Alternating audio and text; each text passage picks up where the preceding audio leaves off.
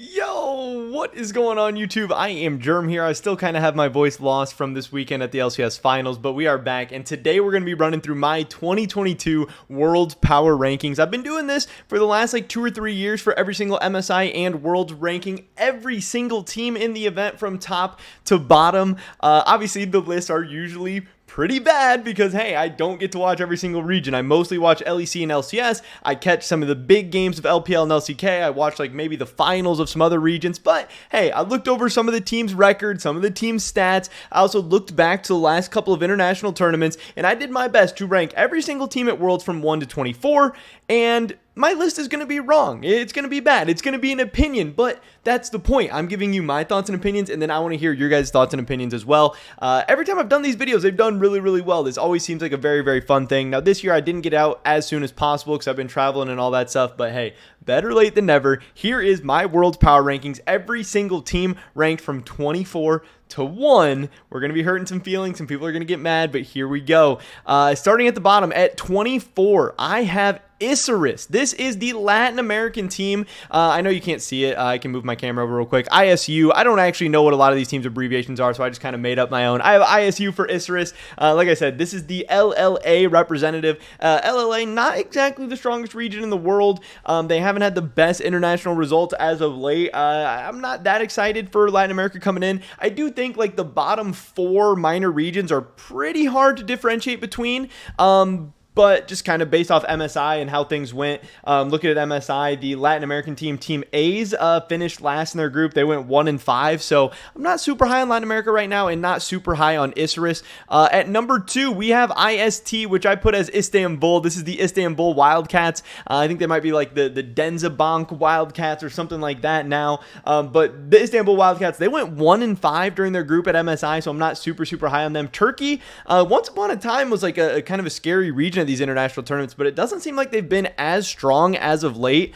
Yes, Istanbul Wildcats, they're the team with a ton of international experience. It seems like they make it to every single World, every single MSI. They're dominating Turkey as of late. But yeah, it's not like they're getting better with time. And really just in general this year, I think kind of the gap between the major regions and the minor regions might be bigger than it's ever been before. And that's kind of what we saw at MSI as well. But then even from the mid regions to the bottom tier minor regions, I think that gap is honestly pretty big. But yeah, I have IST at 23. At 22, I'm going with LOU or LD, whatever you want to call it. This is loud. I'm going with Brazil. At MSI in 2022, the Brazilian team, which was Red Canids, they went 2-4. Hey, they won 2 games. That's more than Latin America. That was more than Turkey. It seems like Brazil kind of goes through hot and cold stretches. Sometimes they're good, sometimes they're not. But CB LOL's been kind of popping off. People are excited about it. Brazil is loving League of Legends. They might be getting a little bit better over time. I'm not super excited about Loud, but I'm a little bit more excited about them than some of these other teams. And then next up, this might be a little controversial one. I'm going with CHF. Again, I don't know what their actual abbreviation is, but I'm putting this as Chiefs, which is the Osh team. And yes, Osh is not necessarily a great region, as a region, but at MSI, they went 0-8. Yes, they were against NA and EU, which is a really, really hard draw, but Order did go 0-8. But people are calling this Chiefs team maybe the best Osh team of all time. I think they might have gone undefeated in the regular season and then just kind of dominated through playoffs. I don't know. Again, if you think Chiefs is too high here or overrated or whatever, I totally get it. I'm not going to argue with you too much, but I'm at least excited to have maybe the best Osh team of all time. Maybe a team that can do better than Osh has ever done before, some of that stuff. So that at least intrigues me enough to bump them up this list a little bit. Hopefully Chiefs actually deliver and they don't just end up being another, kind of crappy Osh team, especially after NA has stolen a lot of the good Osh talent. Then I have Det FM, Detonation Focus Me. Yes, this team was very, very scary last year. And it seemed like the LJL was on track to keep getting better and keep getting better and keep ramping up. But Detonation Focus Me went to MSI, and they were not all that good. Detonation Focus Me went 1-5 in their bracket at MSI. And yes, they had a tough group. T1 and Saigon Buffalo both in their group, but they also had Team A's, and they split games with them. So Detonation Focus Me, even though they got people really, really excited over the past couple of years and past couple of international tournaments, I don't think they're as good as they once were, but hey, they still have a chance to redeem themselves at this tournament, and I still have them ranked pretty high just because they've actually done some impressive things internationally where I think a lot of these other teams and regions haven't quite yet, but I'm not that excited for Detonation Focus Me either. Then, next up, we have a BYG. This is, I believe, the second seed coming out of the PCS. BYG was kind of an interesting team last year. I believe this is a team with Doggo on it, and yeah, Doggo's not there anymore, so I'm not as excited about this BYG team this year, but I think they're actually still pretty decent. I think they'll be okay. We will see how it goes for them, but between the PCS and the VCS, it seems like the VCS is a little bit stronger, even though we haven't seen them a ton recently at a lot of these international competitions. So for me, the second seed from the PCS is going to kind of rank in the bottom of those power rankings between the PCS and VCS, kind of that middle, like better than the minor regions, but maybe a little bit worse than the major regions. So that's kind of why I have Beyond Gaming there. All right, now we're going on to the second row here, the second group of 6. At the bottom here, I have Gigabyte Marines. So this is the second seed from the VCS. This is also another historical, very, very good international team. You know, Levi always like, Levi and the Gigabyte Marines pulling out crazy drafts, crazy picks, giving TSM and North America all those fits. Seems like they always pull off a big upset, yada, yada, yada. But they're the 2 seed coming out of the VCS this year. Again, I have the 2 seed from the VCS, a little bit higher than the 2 seed from the PCS, but still not too high up. I still think a lot of the major region teams are going to be significantly better than them. At MSI, we did have the PCS team and PSG Talon going 3-3, but then in the group stage, they went 3-7. Now, yes, they did go better than the VCS team that went 2-8, so maybe there's a case to be made, but overall, I really think the PCS and VCS are very, very close, and I think significantly worse than like even NA or EU or whatever you think the next worst region is. Next up, I have CTB, and this, I didn't know what their abbreviation was at all. This is CTBC Flying Oyster, the number 1 seed coming out of the PCS. Again, I have them here just a little bit higher than the number 2 seed from the VCS, but I still have them one below, I believe, the number 1 seed from the VCS, which is Buffalo, Saigon Buffalo. Thanks, Mr. Buffalo, the meme of a team that always is a thorn in the side of the top teams. Again, I think it's really, really hard to rank these 4 teams from the PCS and VCS, but that's kind of how I see it. I think Vietnam's going to be a little bit stronger, especially now that they actually got to play in the last MSI, getting to play multiple international events in a row. So I'm taking the number 1 seed in the VCS over the number 1 seed in the PCS, just like I did the 2 seeds as well. But like I said, I still think it's way, way worse than the major region teams, which I believe we're going to start getting into now. So this is where the video is going to start spicing up a little bit. And at the bottom, I have 100 Thieves. I have 100 Thieves as the bottom ranked major region team. I've been a little bit of a 100 Thieves hater for a while. Obviously, they're the NA team that's going to Worlds without any NA players. That kind of sucks. They also just play a very, very boring style, and Abadage is not in great form in the mid lane. Obviously, they just got 3-0'd in the finals, and not only that, they only beat EG 3-2. So, yeah, they beat EG 3-2. Why are they not above EG? They only beat EG 3-2, and that was with Cowrie playing like 1 week of scrims. Cowrie's going to have 2 to 3 weeks of scrims coming into this, and overall, I just don't think 100 Thieves is better than EG. I don't think 100 Thieves is better than any of the NA or EU teams, so that's why I have them at the bottom. Next up, I'm going with Mad Lions, and this was very, very hard to me. You know, Mad Lions at some points look like they might be the best team in the LEC. Mad Lions has 4 out of the 5 LEC All-Pro first-team players. They have the LEC MVP, but towards the LEC end of the regular season, they were not that strong. They're the only team in the world, I believe, that's making it to Worlds without winning a single best of 5. They're not coming into great form. They're also the only major region team that previously hasn't gotten out of play-ins before, and they're at risk of doing that again. They're also the 4 seed coming out of the LEC. I don't know. There's a lot of things that are not pointing in a great direction for Mad Lions. Also, Niski doesn't necessarily have the best track record at international tournaments. So we will see how that goes. I'm not super high on Mad Lions coming into this. Next up, we have EG. This is a team that I and a lot of people were very, very high on throughout the year. Jojo Pune has been so damn impressive. He has just gotten better and better as the year has gone on. Inspired is obviously a beast, an LEC and LCS MVP. Impact has not necessarily been amazing recently. Vulcan can be really good or kind of mid. And the big question mark is going to be Cowrie. You know, he's better in lane than Danny, but he looks for sure like he's worse in team fights.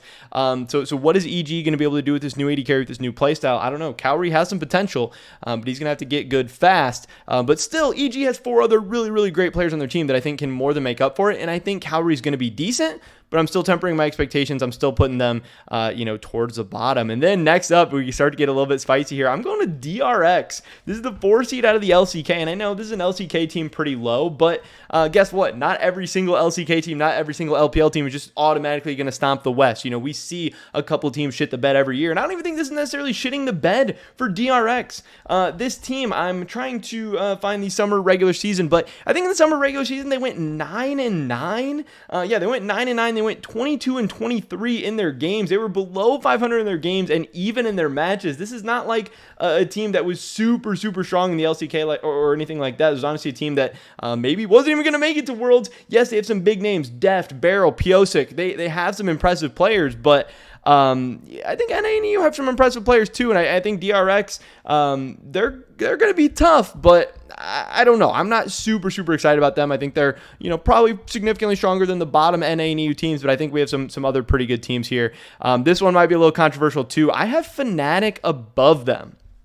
Now, Fnatic, yes, they did not look great during the regular season, but they kind of figured some things out in the playoffs. They started to ramp it up. They started to get going. Yes, they ultimately fell short to Rogue, but we saw what form Rogue was in. Rogue ended up stomping on G2. Rogue was looking really good by that time. But this meta is so defined by the bot lane, and I really do think that Upset is one of the best bot laners in the world. And at his best, Hylissang can be one of the best bot lane partners in the world. So if Fnatic is able to figure things out, I think they can be very scary. And I still don't even have them that highly ranked. I just have them, towards the bottom, but I just have them above one Korean team. I don't know. I think I'm rolling with Fnatic over DRX, and I think I feel pretty good about this. But Fnatic is obviously wildly inconsistent. Who knows what we're going to get from them.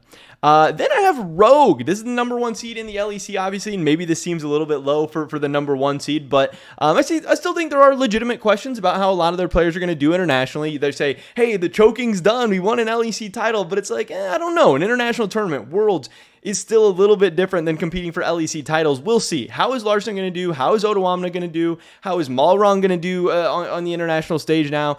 Is Comp going to be able to keep up this really impressive form? I don't know. Rogue is a team with big potential, but I still think they're a team that, maybe they're not totally ready yet. Maybe they're still kind of ramping up. I'm not exactly sure. I think just because they won a couple series in a row at the end of the playoffs doesn't really erase the rest of the season where they were a good team, but they weren't the best team in the LEC. So I'm not ready to put them there yet, but I hope they do well at Worlds. I want the West to do well at Worlds. Then next up, I have DK Damwon Kia. This is another team that was kind of weird this year. 10-8 in matches, 24-17 in their game score. So not a bad game score at all, but they were wildly inconsistent. They have Nuggery, Canyon, Showmaker, a lot of big names, a lot of exciting players, but Canyon, he's not the best player in the world anymore. He's not the best jungler in the world anymore. Showmaker's still really good. Nuggery can still be really good, but this Damwon Kia team, just off of the Damwon name and the players' names, they're not as good as they used to be. Now, we're going to find out what that means. How good is a inconsistent Korea team going to be on this year? Is it still going to shit on NA and EU? Is it going to be able to stand toe-to-toe with the LPL? Or is it just going to be kind of meh? I'm hoping, at least as a Western fan, that it's just going to be kind of meh. I'm keeping them a little bit lower on my list. And above them, I have C9. Now, C9 is a weird team because they didn't have an amazing regular season record. They were the 5 seed in the LCS, but you have to remember, they also didn't have their full roster at the beginning of the split. They started out the split 0-3 with a sub bot lane and with Fudge playing remote with COVID. And after they got their whole lineup there, they actually had a really good record in the regular season. Maybe not the best, but it was good. Yeah, they lost a weird random game to Immortals by the end of the year, but then this team just played very well in playoffs, and they're peaking at the right time. The meta fits them very well. Having an aggressive jungle with a carry bot lane meta is perfect for Blabber and Berserker. It's perfect for the C9 team. You got to think, Fudge has done good at international tournaments before. Jensen is one of the best international performers in the West ever. Blabber is great. Sven is very storied, and Berserker might be the best player in the West. The best player in the West probably still Caps, but Berserker might have a case for top 3, top 4, something like that. I don't know. We're really going to find out at this tournament. And Berserker's still young. He's still getting so much better. I'm really high on Cloud9 right now. But above them, I'm a little bit higher on G2. I always had to put G2 above, even though it's a bot lane focused meta. I have a ton of questions about Flockhead. I think Flockhead will ultimately be the downfall of this G2 team. I think Targamas is insane. I think BB and Yankos are both really good. I think Caps is one of the best players in the world.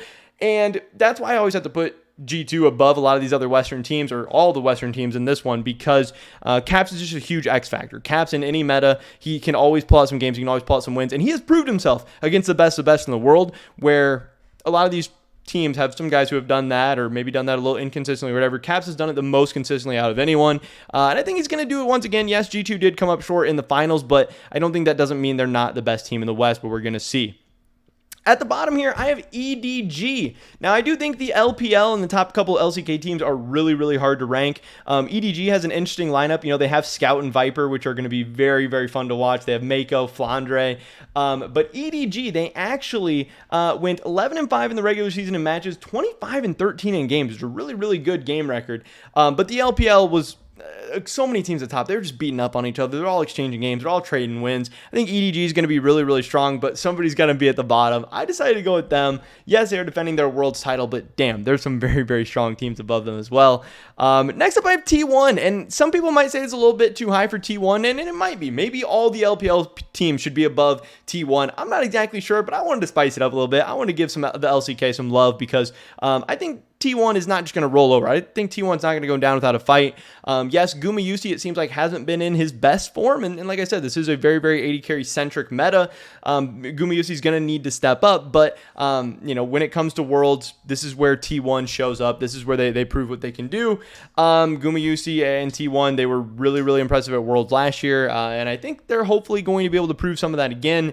I don't know. I still think the LPL is really, really strong this year, but I think they're going to give some fun games. I think it's going to be interesting. And again, when the LPL is sending 4 teams, just like the LCK is sending 4 teams, what are the chances that all 4 teams are going to perform well? You got to remember, like last year, FPX just came and absolutely shit the bed. Like, there's always some team that just comes and drops the ball, or a team that just underperforms, or teams that surprise us, or whatever. And so I got T1 above EDG. I hope T1 and the LCK are able to make things interesting with the LPL. Then I have RNG here. I believe this is number 4 on the list. Again, this is really, really hard deciding between a lot of these LPL teams, but Gala, Xiaohu, Ming, just so many names that we just know throughout the years in international tournaments where they just always show up. They always perform. RNG was 13-3 in the regular season with 29-14 in matches. I mean, it's just so damn impressive. And like I said, Xiaohu he always seems to show up at these tournaments and play really, really well, whether it's mid lane, top lane, whatever. I think he's going to be able to do that once again. So I think RNG is going to be a tough out. At number 3, I'm going with Gen G. And man, I am so excited to watch this team on the international stage. I'm so excited to see Gen G against the top LPL teams. We're going to really find out, is Gen G as good as them? Are they better than them? Or are they just a little bit worse? I don't know. It seems like most people think the LPL is going to be a little bit stronger coming in. But man, Peanut, Chovy, Ruler, an insane core. Lehens, Doran. This team is so good. Maybe one of the best LCK teams we've seen of all time. I don't know, but they're the LCK super team. 17-1 in matches, 35-5 in games. They're going to be fun. Seeing Chovy with a good team around him. Ruler, absolutely insane on like the Lucian Nami bot lanes. It's going to be disgusting. It's going to be fun. But at the top, I have my 2 LPL teams. I have Top Esports at number 1 with JDG at number 2, but I really think these 2 teams are very, very, very interchangeable. They both went 14-2 in the regular season. Top Esports went 29-9. JDG went 30-12. So Top Esports had a little bit better record, but I also just like the players on Top Esports a little bit more. Tian, Knight, Jackie, Love. Those are all very, very fun and exciting players to watch. And then on the JDG side, they have also some big name players. 369, Kanavi. These guys are going to be fun and exciting as well. But I'm favoring Top Esports a little bit more than them going into it, and we'll have to see what happens. I'm very, very excited. I cannot wait. This was my 2022, whatever, World Power Rankings. Worlds is a couple weeks away. I believe the plans start on September 29th. I don't know. Let me know what you guys think of this list. Let me know what you think I got right, what you think I got wrong. Let me know what your list looks like, or what a couple of the teams look like, or whatever, who you think is going to win, how you think the West is going to do. I would love to hear your guys' thoughts and opinions. Drop a like if you did enjoy it. Subscribe to stay up to date on all my latest content. Hopefully catch you guys in the next one. But until then, peace.